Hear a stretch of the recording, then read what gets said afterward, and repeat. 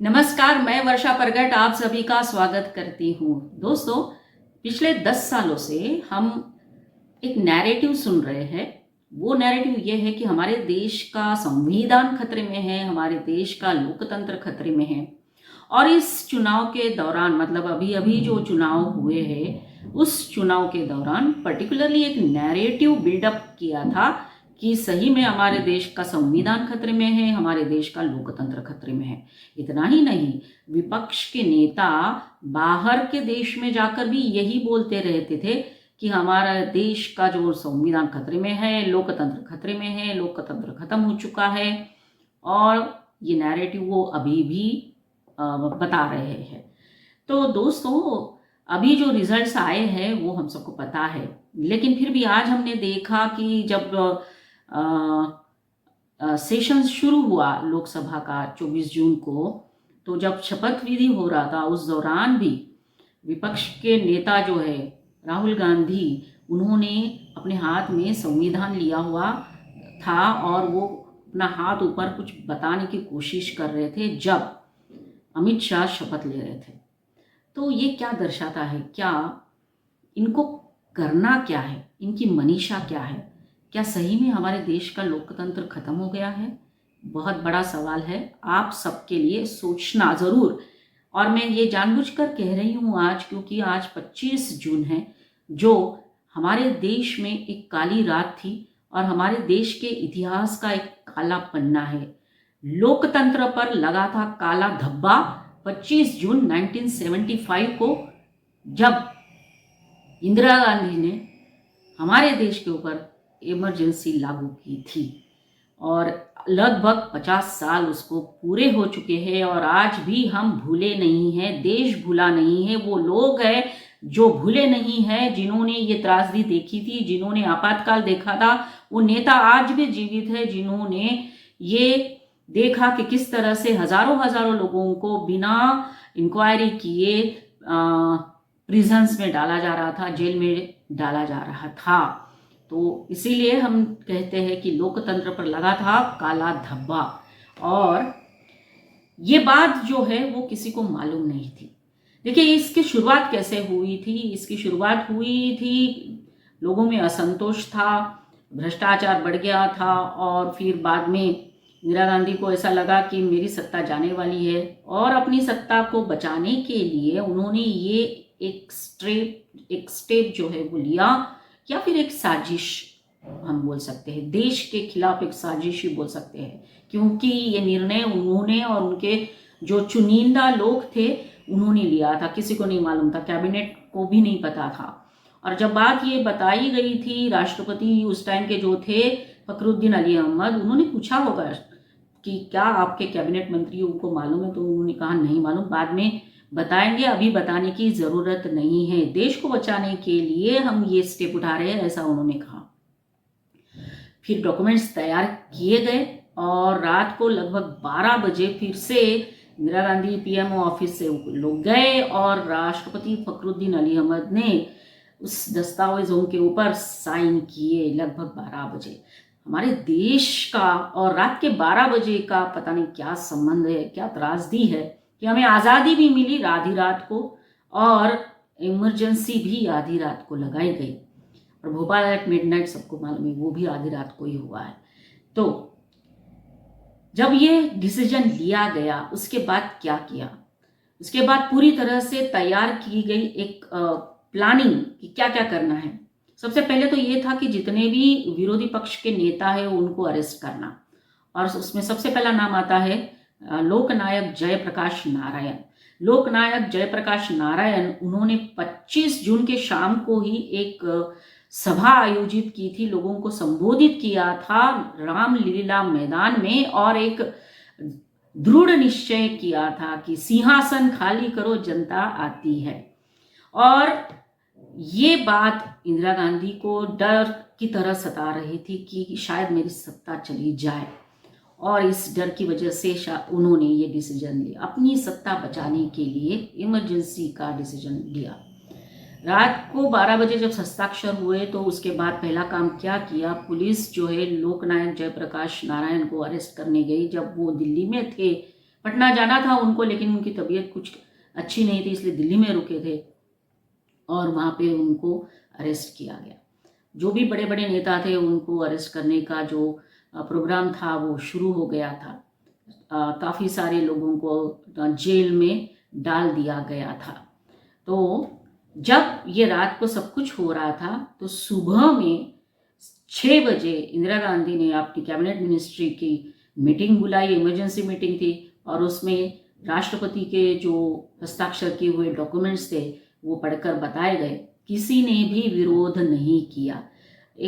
शायद एक उनके मंत्री थे स्वर्ण सिंह करके, उन्होंने कुछ बोलने की कोशिश की थी, लेकिन इंदिरा गांधी जी ने उनको चुप करवा दिया।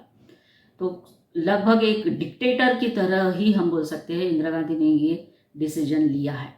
फिर उसके बाद सुबह सुबह में ये बात देश को बताई गई। जैसे कि उस टाइम पे तो ना सोशल मीडिया था, ना टीवी था, बस एक हमारा छोटा सा रेडियो होता था जिसको लोग सुनते थे।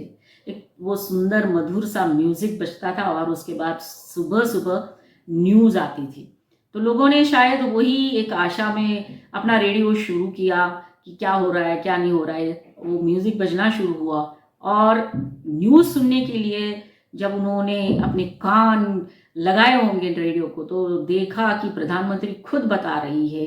क्या बता रही है वो हम सुनते हैं। भाइयों और बहनों, राष्ट्रपति जी ने आपातकाल की घोषणा की है। इससे आतंकित होने का कोई कारण नहीं है। तो जैसे ही इमरजेंसी घोषित हो गई थी वैसे ही हमारे सारे मौलिक अधिकार जो है वो खत्म हो चुके थे और साथ साथ हजारों लोगों को जेल में बंद कर दिया गया था। इमरजेंसी के दौरान ही लाखों लोगों की जबरन नसबंदी करवाई गई। इसके बाद जो जेल में बंद थे वो कितने लोग उसमें मरे इसका कोई रिपोर्ट आज तक हमारे पास उपलब्ध नहीं है। तो जो लोग ये आज कहते हैं कि संविधान खतरे में है, वो लोग जरा इतिहास में जाकर देखें कि किस तरह से आपातकाल के दौरान लोकतंत्र का गला दबा दिया गया था। लोगों को जो मौलिक अधिकार थे वो भी नहीं मिल रहे थे। सबसे ज्यादा जो इफेक्ट हुआ है वो हमारी थी मीडिया। सारे उस टाइम पे मीडिया जो थी वो सिर्फ अखबार के रूप में थी या फिर सरकारी जो यंत्रणा थी वो थे रेडियोज। साहित्यकार, आर्टिस्ट, सिंगर्स, इनके ऊपर भी बैन लग चुके थे। जो भी आवाज उठाता था इसके खिलाफ उनको गिरफ्तार होना पड़ता था। एग्जाम्पल किशोर कुमार का है, उनके गाने के ऊपर बैन लगा दिया था इंदिरा गांधी की सरकार ने। ये जो डिसीजन लिया गया था इमरजेंसी का वो कैबिनेट मंत्रियों को भी नहीं पता था, ये तो हमने बताया आपको। लेकिन जब ये बात पूरे देश में फैली तो लोग विरोध करने लगे, प्रदर्शन करने लगे और उनका भी आवाज बंद करने का प्रयास एक तरह से इंदिरा गांधी की सरकार ने किया। फिर मीडिया की बात जब करते हैं, आज सोशल मीडिया है, टीवी है, बहुत सारी चीजें हैं जिसके माध्यम से लोगों तक पहुंचाया जा सकता है। और हमने देखा कि किस तरह से चुनाव के दौरान जो है वो नैरेटिव्स चलाए गए अलग अलग सोशल मीडिया के माध्यम से। उस टाइम पे अगर आप सोचो सोशल मीडिया होता तो कितना एक तरह से उनको भी बंद किया जाता। अखबार में कोई भी न्यूज़ अगर आपको देनी है तो पहले जो है वो सरकार जांच करती थी, उसके बाद ही अखबार में उस न्यूज़ को पब्लिश किया जाता था। सेंसरशिप लगाए, कितने सारे प्रेस, कितने सारे अखबार को ताले लग चुके थे, ताले लगा दिए गए थे। इमरजेंसी के दौरान इंडियन एक्सप्रेस जो है वो अपना एडिटोरियल जो पेज होता है वो खाली छोड़ता था, क्योंकि जांच अपना संपादकीय जो है वो अपने विचार ही प्रकट नहीं कर सकता। जो लोग आज फ्रीडम ऑफ एक्सप्रेशन या फ्रीडम ऑफ स्पीच की बात करते हैं उन्हें एक बार फिर से हम याद दिलाना चाहते हैं कि आपातकाल में क्या हो रहा था। लेखकों को लिखने की जो फ्रीडम होता है वो नहीं था। तो ये सोशल मीडिया या फिर जो प्रेस था उसको भी दबाने की कोशिश की थी। हम बोलते हैं कि प्रेस जो है या पत्रकार जो होते हैं वो हमारे देश का चौथा स्तंभ होता है डेमोक्रेसी का, उसको ही खत्म करने का काम आपातकाल में हुआ है। फिर हमारी आर्थिक स्थिति तो पूरी तरह से खराब हो ही चुकी थी। 71 का वॉर था, उसके बाद 75 तक आते आते इतनी खराब हो चुकी थी, और इमरजेंसी के दौरान जो विरोध प्रदर्शन और ये सब कुछ हो रहा था उसका पूरा असर हमारी आर्थिक परिस्थिति पर भी पड़ा है। सारे पॉलिटिकल अपोजिशन के जो लीडर्स थे उनको पकड़ा गया, उसमें अटल बिहारी वाजपेयी जी भी थे, जॉर्ज फर्नांडिस थे, लाल कृष्ण आडवाणी थे, बहुत सारे नेता थे जिनको जेल में बंद कर दिया गया। उसके बावजूद ये सारे नेता जो है वो अंडरग्राउंड होने लग गए थे, क्योंकि लोगों को बताना भी ज़रूरी था, आवाज़ उठाना भी ज़रूरी था, और ये आवाज़ उठाने की ज़रूरत भी थी, क्योंकि ये पूरी तरह से एक लोकतंत्र पर हमारे आघात ही था। तो ये इमरजेंसी के दौरान ये सारी चीज़ें हो रही थी। लगभग 21 महीने तक इमरजेंसी रही, और उसके बाद फिर चुनाव हुए थे जिसमें कांग्रेस बुरी तरह से हारी थी।